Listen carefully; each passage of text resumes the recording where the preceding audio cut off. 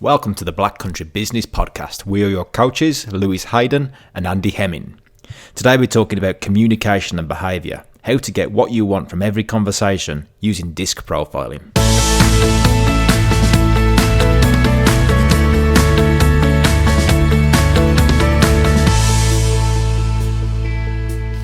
Welcome to the Black Country Business Podcast. So today we're talking about behaviour styles and communication as well, how you can communicate differently to different people so you can get the outcome that you want from conversations. So wouldn't it be really cool that if we just started speaking to somebody, we knew how their mind worked and how they would behave? Fortunately, we have a scientific-based model that we use called DISC profiling. So do you use DISC profiling much, Andy, during your coaching? I do, yeah. And I advocate that all my clients use it when they recruit. Yeah. And that they get all their existing members of their team to take a DISC profile. Yeah. It's really good. It's the same for me as well. When I take on coaching clients, it's really important that I understand what the client's behaviour profile is like, because it's good that they understand it too. So when they receive the profile, they get to know, this is how I perform at my best. And in developing that, they also understand their employees, so they can recruit, like you mentioned. And also, it works very effective in sales as well. It does. Yeah. Have you found the same? Have you? I mean, at the end of the day, everything we do is communication, isn't it? So if we don't get that communication to land effectively, then we're not going to get what we want or what we expect. And that really is the true definition of communication, isn't it? You know, how do we know if we've communicated effectively? Very simply, if we get the response that we were expecting. So you mentioned this idea of communication is a response we get. Let's dig into that a little bit deeper. What does that mean? Well, I might as well just give you a daft example, mightn't I? So back in the day, before I understood what this true definition of communication was, being the response I got, you know, I know most of the listeners will find this quite hard to believe, but I can be a bit of a facetious bugger. I'll throw quips out there all the time, and sometimes they get misinterpreted. So the long-suffering Mrs. H, she's been subject to these quips for the past 25 years, bless her, and so I'll throw them out there as a bit of a joke, and the response that I get is the metaphorical slap around the chops, because she's received it in an entirely different way to the way it was intended. I meant it as a joke, and she took offence to it. So back in the day, before I understood about this, I used to go, "Oh, you daft bugger, I didn't mean it like that, I meant it as a joke." Oh yeah, and how did that go down? Yeah, you can imagine. You can imagine. The point is, though, if we're going to take this seriously and think about what I'm really saying here, so how often do we say something to other people and blame them for interpreting it incorrectly? Whereas really what we should be doing is going, well, that's interesting. What was it about my communication that caused that response? It's a different way of thinking as well. And if you go to the point where you are blaming other people for how they received it, then how can you actually improve? How can you develop yourself? Well, that's right.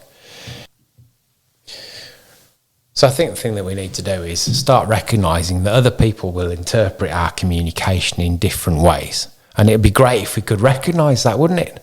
Recognise how to make communication land more effectively, more of the time for more people. Because I'm guessing if it's like me, you know, there'll be people out there that you guys will meet, and some of them you'll get on really easily with most of the time, and some of them you'll get on with and it'll be more difficult. You'll go, "Oh God, that's a bit like wading through treacle, that conversation, isn't it?" Now, that would be the same for all of us, I guess. And the important thing for me to stress here is that isn't because of the person. It's just because of their communication and behavioural styles.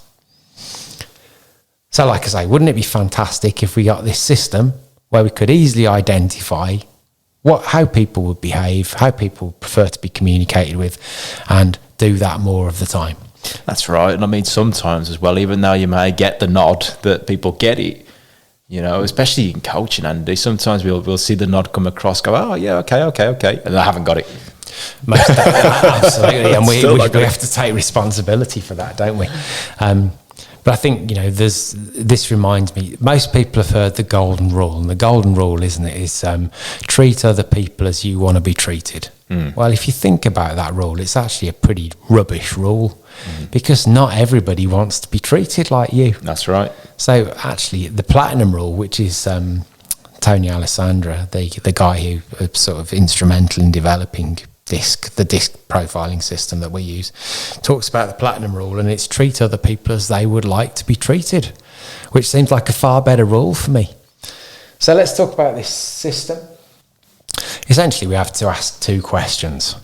The first question is this: is this person that we're talking to outgoing, or are they reserved? So how would we know? How would we identify an outgoing person, do you think? Okay, well, an outgoing person perhaps be a little bit louder. Yep. Faster talking. Yep. Different tonality. Yeah, probably more tonality. Yep, absolutely.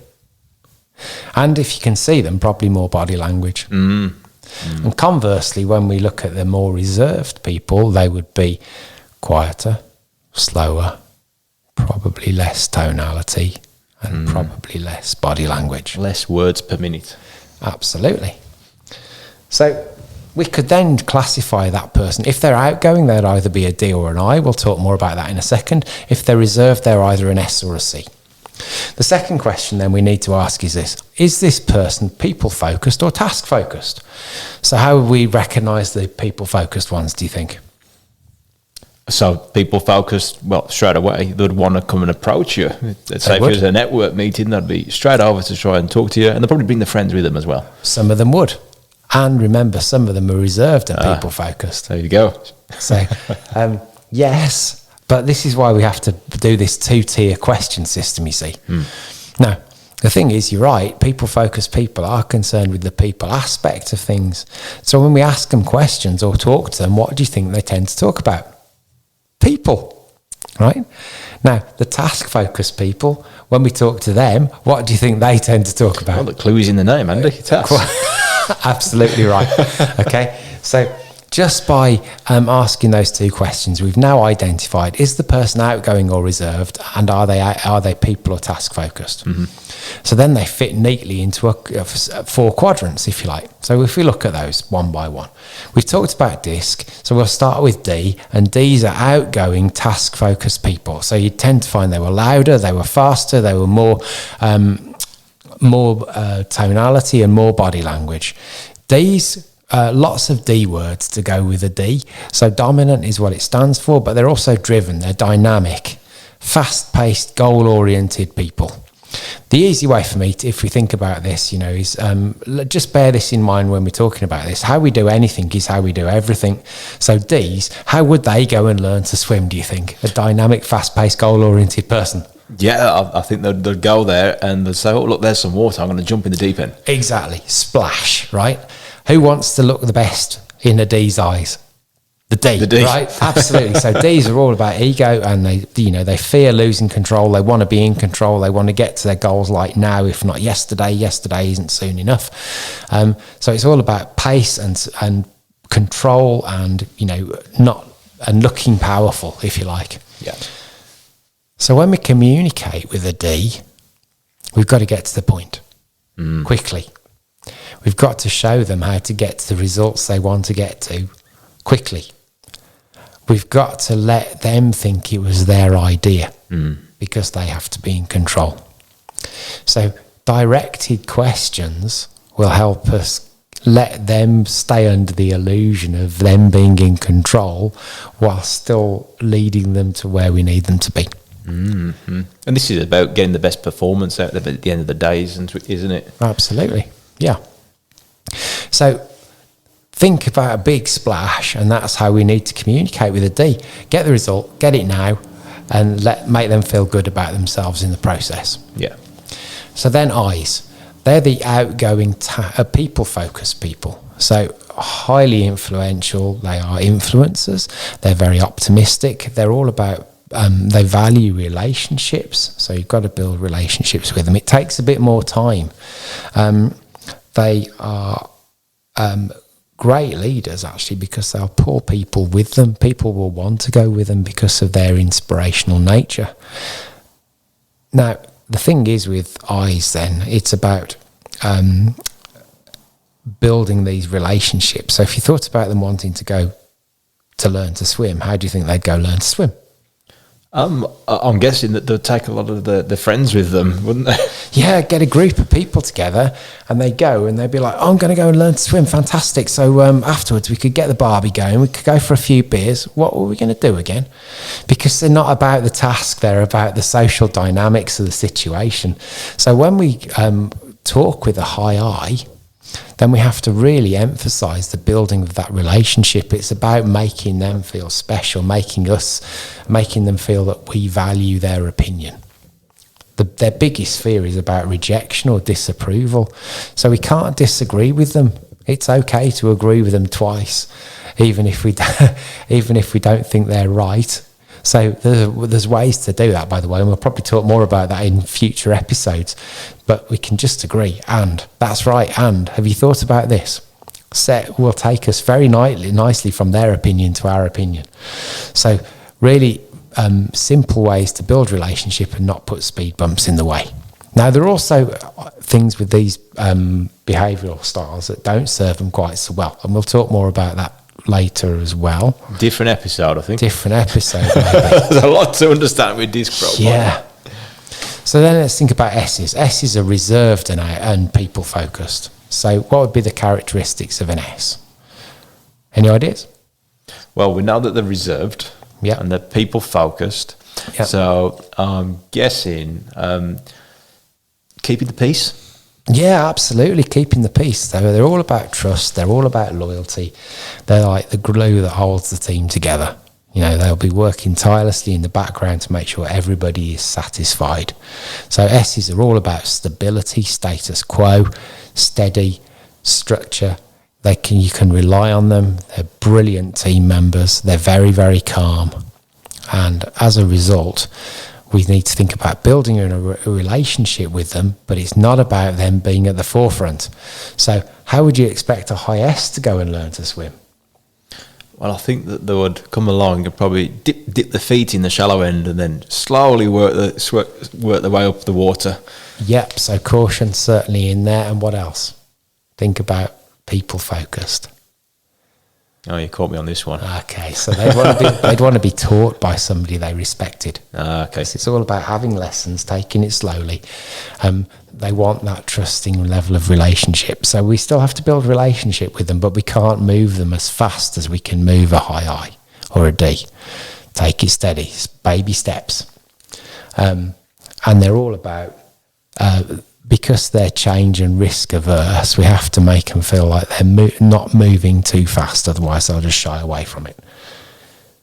And then C's. C's are the reserved and task-focused people, and they're all about perfection and proof.